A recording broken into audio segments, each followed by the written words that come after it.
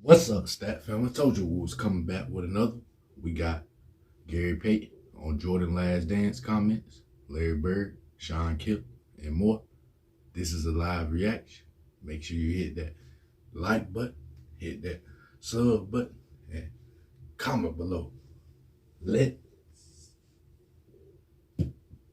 get it. I already know what time it is. I promise you. Shout out to them real legends again.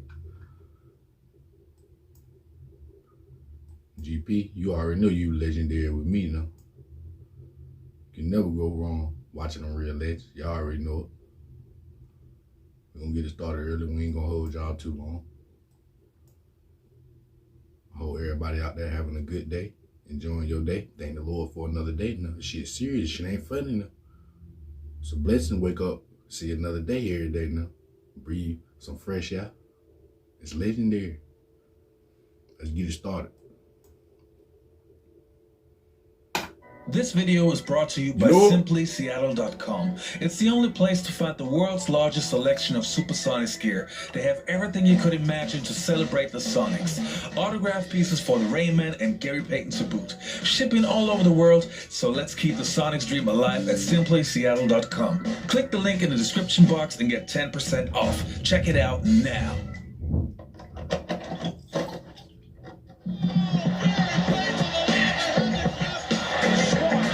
Hey guys, this is Dominique Wilkins. And this is Shawn Kemp. This is Gary Payton. Hey, this is Pau Gasol. NBA fan, what's up? This is Vince Carter here. Hey, what's up? This is Matt Barnes. If you're an old school NBA fan like I am, make sure you check out the Basketball Time Machine with my man Shawn Davis.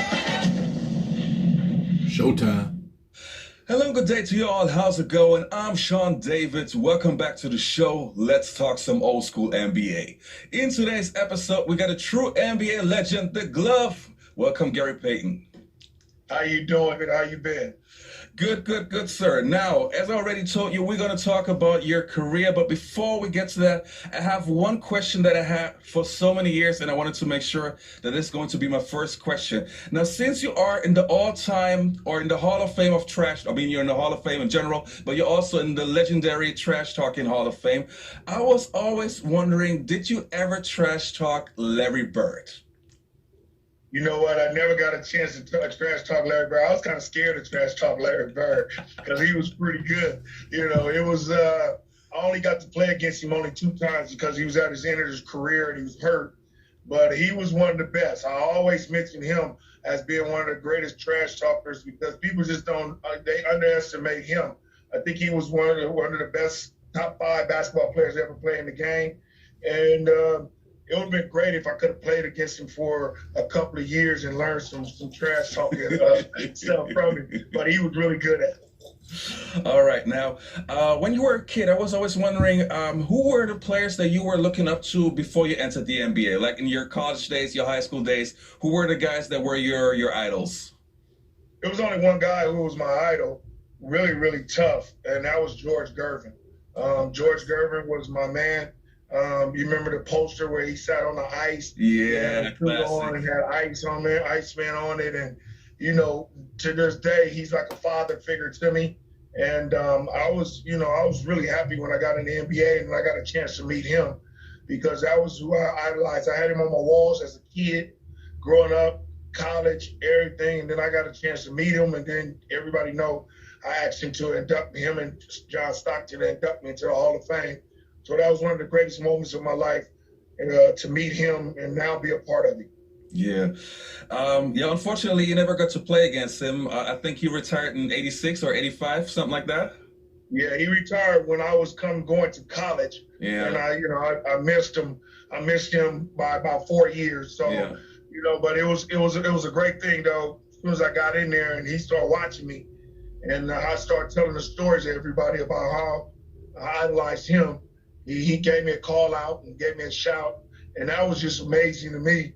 And, I was really, really shocked for that. So, that was really good.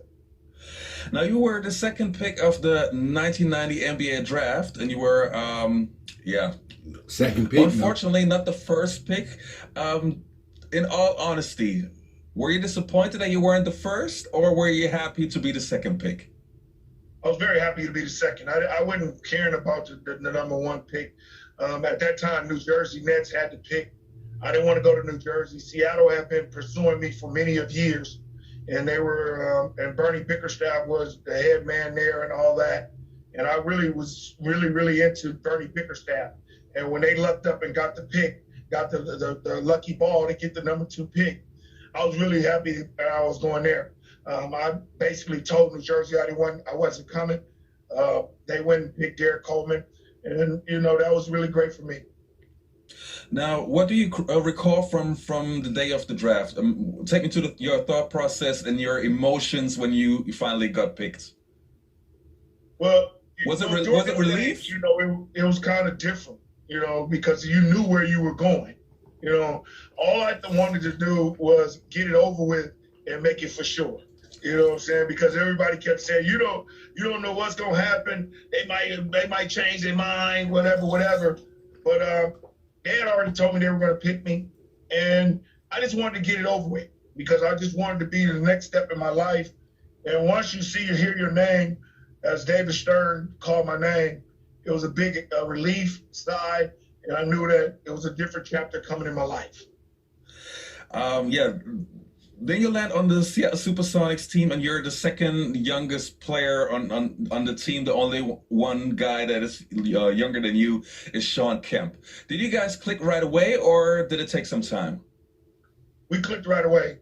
As soon as I got in there, I walked up to Shawn and I told Shawn we the 2 youngsters that they drafted back-to-back years.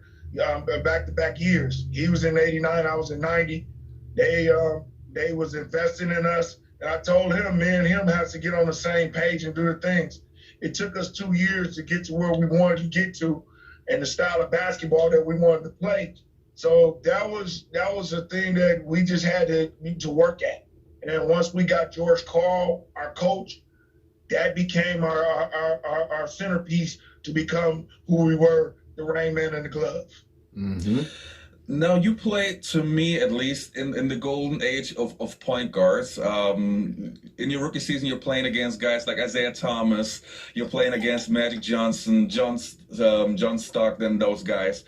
From a competitive standpoint, were you more looking forward to play against those guys to see if you could compete against those guys? Were you a little, I don't want to say afraid, but having too much respect? What was your mentality like going against those greats, which were already considered to be some of the greatest players of all time? Well, you watch them on TV as you grow up as a little kid.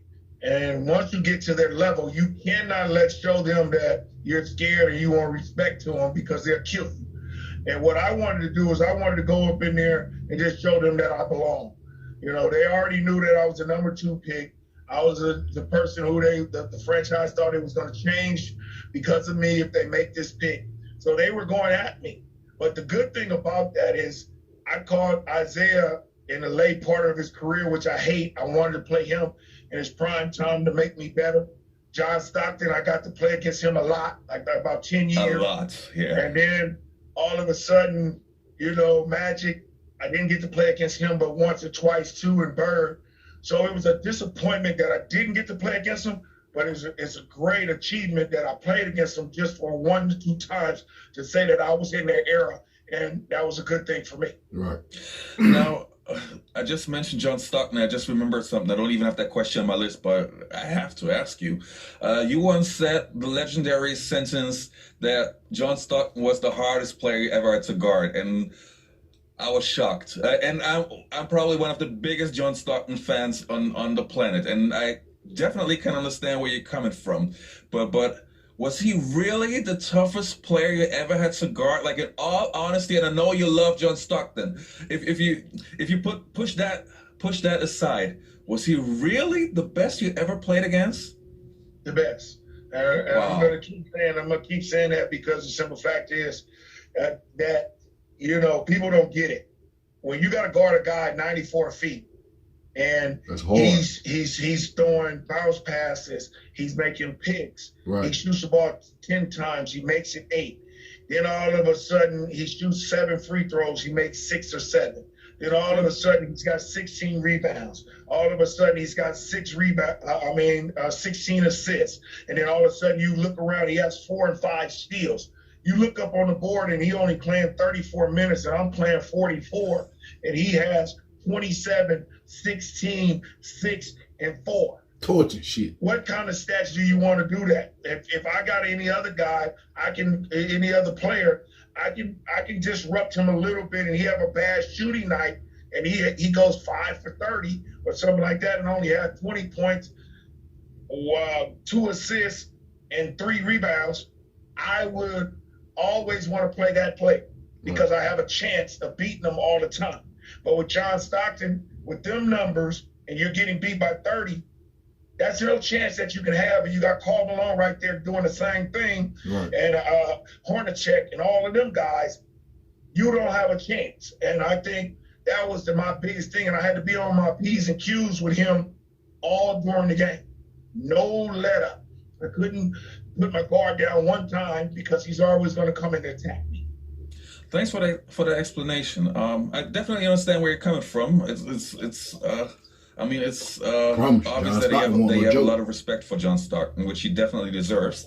Now, after 3 years, you finally made the All-Star team, and I was wondering, from a rookie to an NBA All-Star, a lot of time passes. Obviously, you worked on your game, and I wanted to know, what was the one thing that you feel you worked on the most to get better?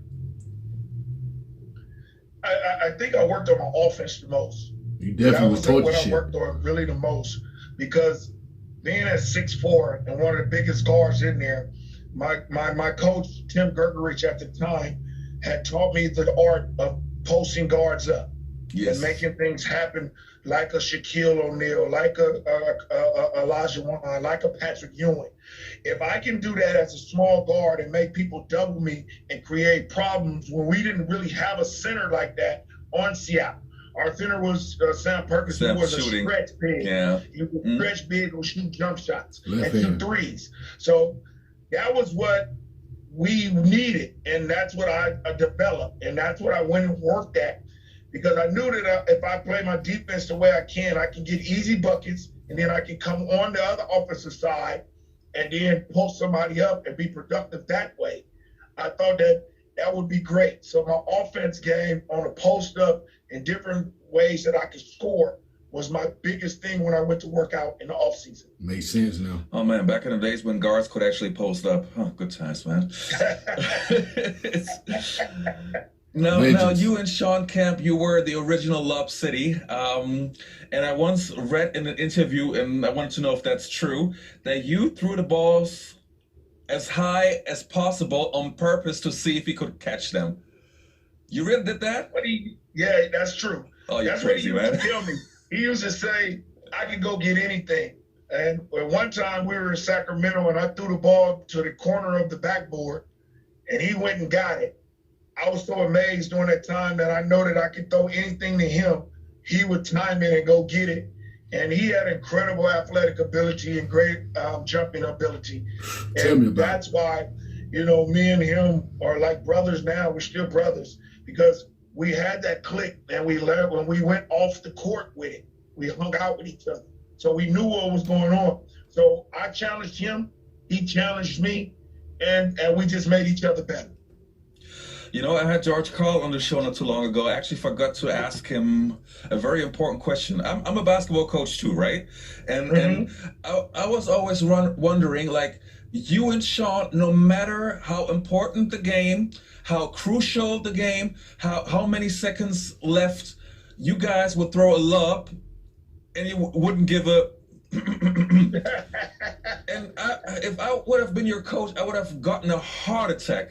I would always say, play it safe, and you guys play like you were playing for the top 10, and it always worked. Definitely. But you guys were something else. You guys were crazy, literally crazy, man. Well, thank you. That's how we lived. We lived on the edge, and that's what I wanted to do, and Shawn wanted to do. But we just knew that George Karl gave us enough trust, responsibility, and trust to really just say, yes, you can go get it done. When we didn't get it done, one or two times where we probably messed up and missed it, or try to dunk it too hard, he got mad and he'll bench us, and then we'll come right back. And then when I was about to check in, I'll tell him, I'm gonna do it again. So don't even try it. So that was the main thing right there of what we were really doing. The nickname, the glove. Do you remember who gave that name to you?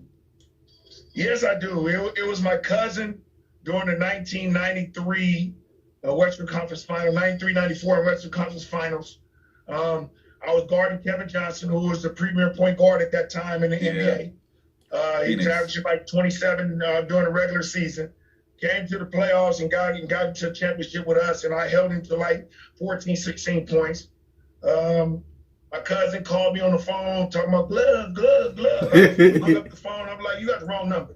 And then all of a sudden, when I hung up the phone, he called back, and he was saying like, cuz it's me.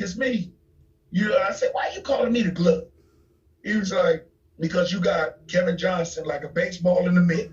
Wrapped up so tight. That's legendary. You know what I'm saying? So you will never forget it that. just stuck from there, and I was like, whoa, that's pretty good. That's legendary. And it stuck from there, and all of a sudden, we took off with it. The NBA took off with it, and it's a legendary thing.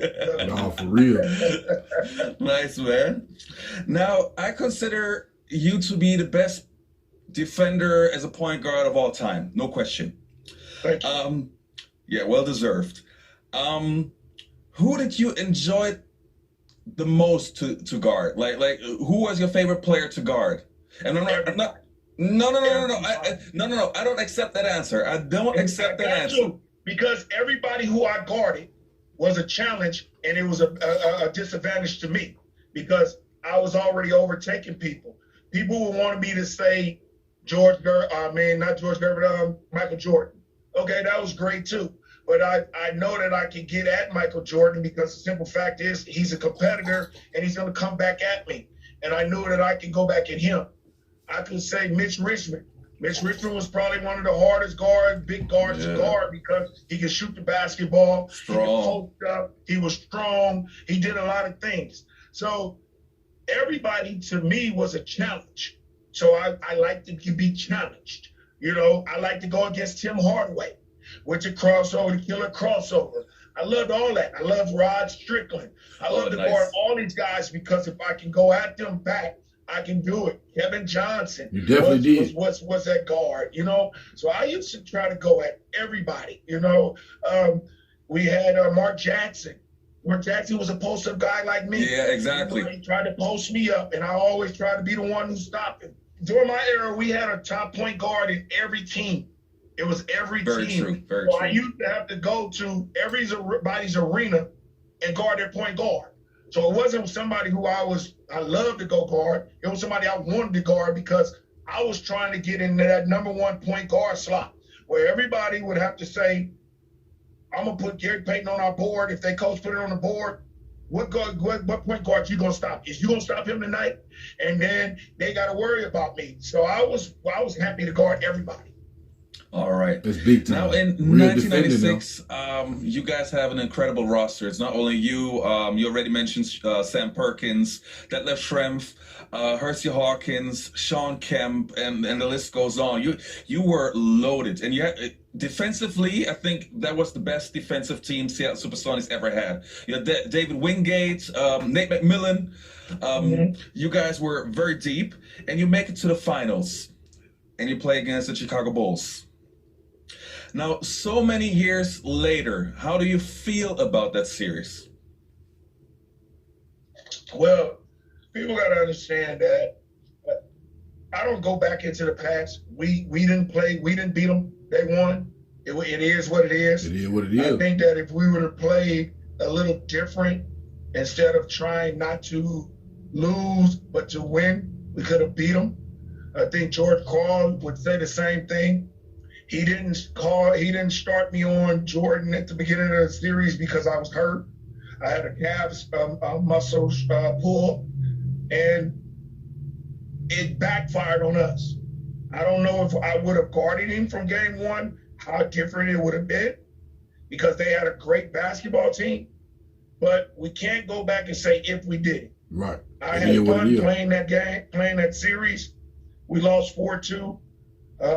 We have to think about it. If something would have been different, would it have been different if this would have happened and that happened?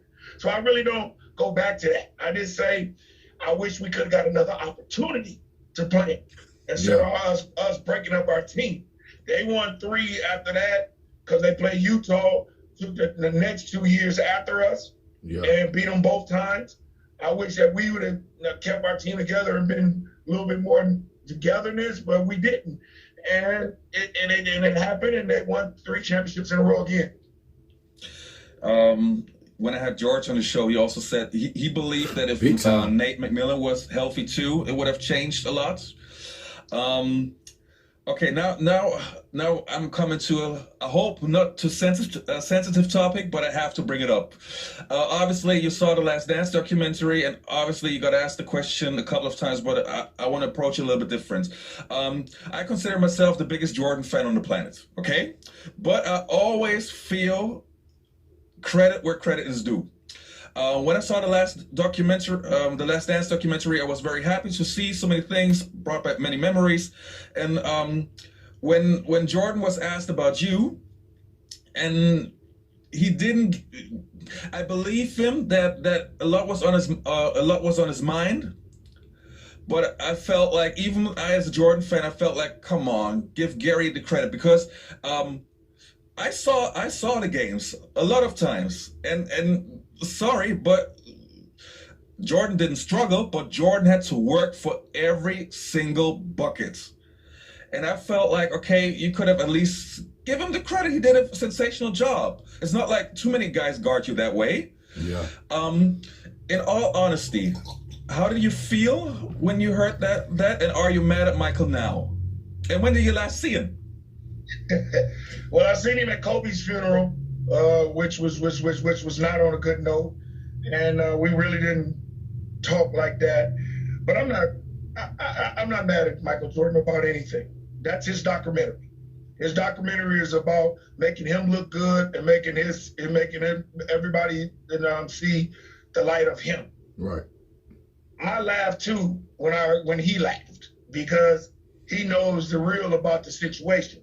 But I'm not going to go back and do it. If we look at the numbers don't lie. So numbers don't lie. So it is what it is. They won the championship. So be it. Everybody consider him the best basketball player to play on the planet. I don't really care about what Michael Jordan says about that. That's him. I wouldn't expect nothing less from him to say. Right. You know what I'm saying? He's a competitor. Right. He knows that everybody considered me the best defensive player. I had just won the defensive player of the year, all of that. He was the offensive player of the year, he was the MVP. So it was the best defensive player, that's the best offensive player. All my job was to slow him down. I knew I couldn't stop him.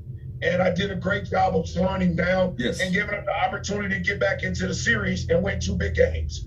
And so I don't really care about that. That's just something that happened. But you know the truth, right? Yeah, I know the truth. You know what you did.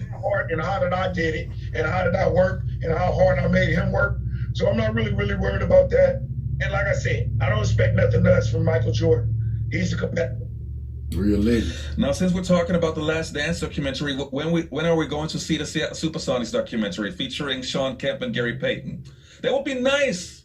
That would be nice. I mean, nobody caught him at us or approached us. And, when that comes, first we want to get the Seattle team back in Seattle. That's what we want to do first. Yes. And then we can talk about, let's do a documentary on us and show how for them 7 years that we were together, we won over 50 games, almost 5-6 seasons in a row. You know what I'm saying? So people got to understand that too, and how our locker rooms were, how our practices were, and things like that. If it comes, I'll have much fun with it. I know Shawn will. Even Nate McMillan would have great fun. Hawkins, all of us will have fun talking about this and how we had ups and downs and controversies too. You forgot the funniest guy that you had on the roster. Who was that? Scheffler. Steve Shepard. I had him on the show, man. He had some stories, man. Holy moly, man. He had some funny stories about what you guys did. But yeah, he can't miss on the documentary. Now, in the mid-90s, there was a change in I want to say there was a new generation of point guards coming up. I'm talking about Jason Kidd, who you obviously knew from your childhood days, or not childhood, his childhood days. Who else did we? Allen Iverson, or later shooting guard, but Jason Williams, and it changed a little bit. What was it like for you as a competitor, knowing that the young guns are coming, and you still want to, you still want to be on the throne, and you don't want them to take your spot as the number one point guard? And that was my whole thing too. Every time I played one of them, I had to let them understand who I was. I went in there and went at their throat. You know, a lot of them didn't back down, and I like that. Even Chris Paul came in during the time. I tried to go at him when he was at New Orleans, and he had Byron Scott as his coach, and Byron said, he's a real one. He's going to go back at you. I like stuff like that. Nice. Because I want them to understand. They had been in college looking at me, and they knew what was going on. So they were coming in there with a little jitteries to themselves, but I couldn't give them no respect. No respect to give them any kind of advantage over me. So what I did was I went at their throat. I went at their throat hard. And that just made them all better. That's all it did. It just makes them all better. And, you know, and look at how all of them are turning out. Jay, Hall of Fame. Allen, Hall of Fame. Chris Paul, about to be a Hall of Famer. Big time. So, you know, it's going to be, it was great that I could play against players like that and then teach them a lesson, and then they come back and do the same thing to younger players in years to come. Now, since I mentioned Jason Williams, I'm sorry that I have to bring it up, but I noticed something very, very nice. The famous situation where he's crossing you up and I don't even know if you did it on purpose, but you had your leg a little bit wide to the side. Kicked it out. Kicked it out. But after that scene, you gave him props, and you had an expression of joy in your face, like, damn, what did the white boy do this now? And I like that. I like that because that showed me that you are able to give credit where credit is due. Like you were. As a competitor, of course, you didn't like the situation, but as a man, you can accept if somebody did something well, and I like that about you. Well, like I said, if anybody's gonna they're gonna do something. I'm not a hater about anything. We all play basketball, and we all good, and we're there for a reason. Right. I had heard about Jay Will's handles and how good he was with the basketball. And when he tricked me and fooled me that time, I just had to smile, you know, man, because he showed me what he can do, you know, and I'm close with him as of today. And, you know, and it just made me be more of a competitor because I went right back out and went right back at him, and he came back at me. I don't want him to be scared. I want him to do everything he can. Be sensational. And then all of a sudden he got the name White Chocolate.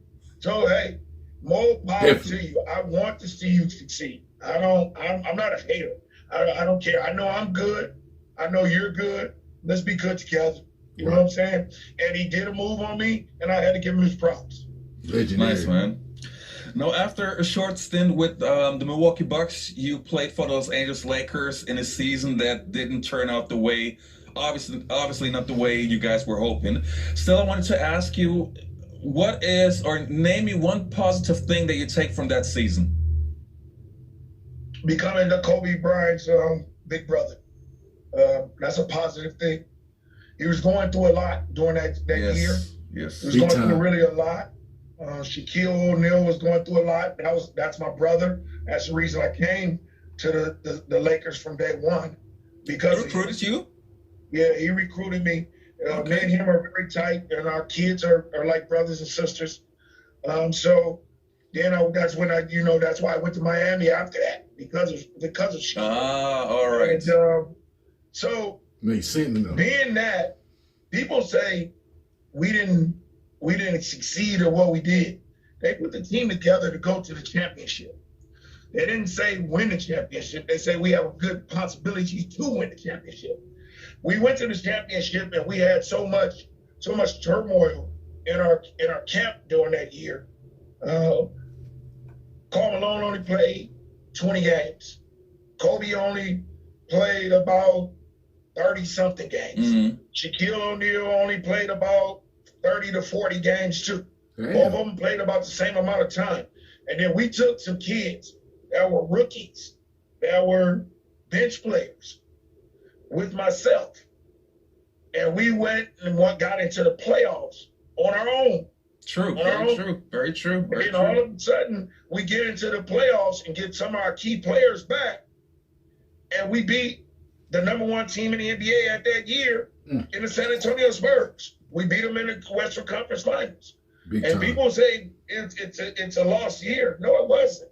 I think the year was great. I think we didn't complete it by winning the championship, but we got to the championship and got beat by the Detroit Pistons, who were a great good team. Great It team. was Yeah. a good team, and they were on fire at the time. Yeah. We just couldn't stop. Yeah. So I think it was great, what we did. I just wish we could have kept that together too, for another year and see what we could have did with a healthy team. Because when all four of us was healthy, we were There's nothing you 18-2. can do. Yeah. And they were talking about us beating the Bulls record, Chicago Bulls record. Yeah. Yeah. True. And that's what it was, So I'm really not disappointed in that year. I just think that if we wouldn't have had a lot of controversy, we'd have been okay.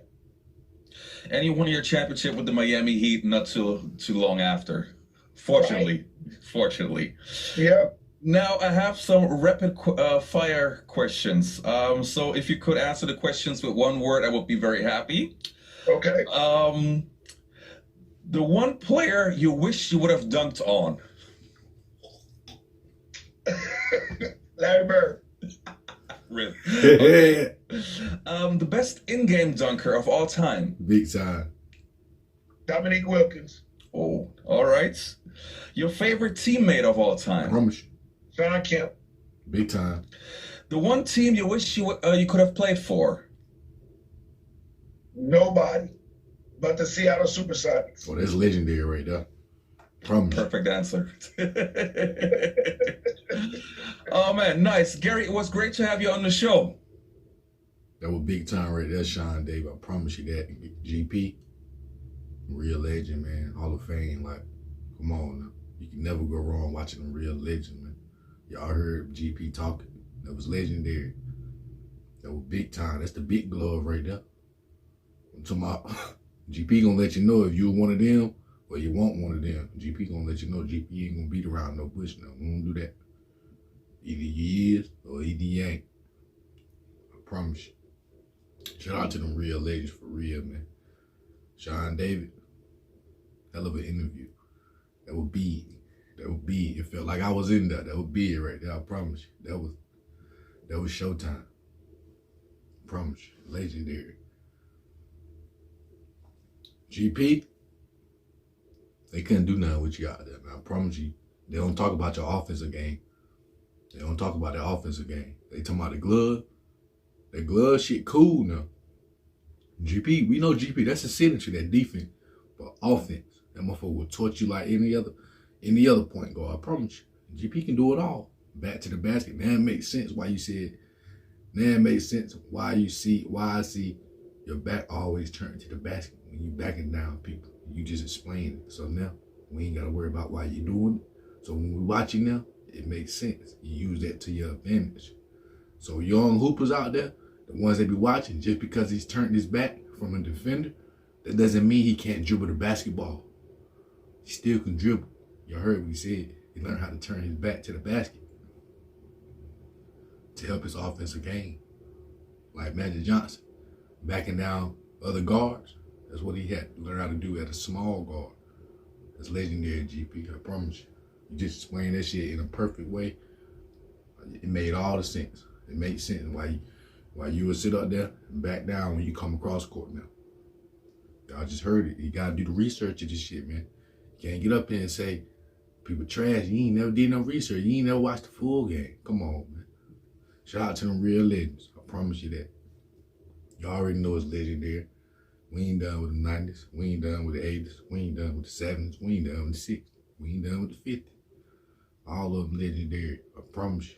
GP, Shawn Davis, that was big time. Legendary. Thank y'all, Stat Family, for watching the full video. We're going to be back with another video after this video. Make sure y'all stay prayed up. Y'all be safe. Y'all be good. You know?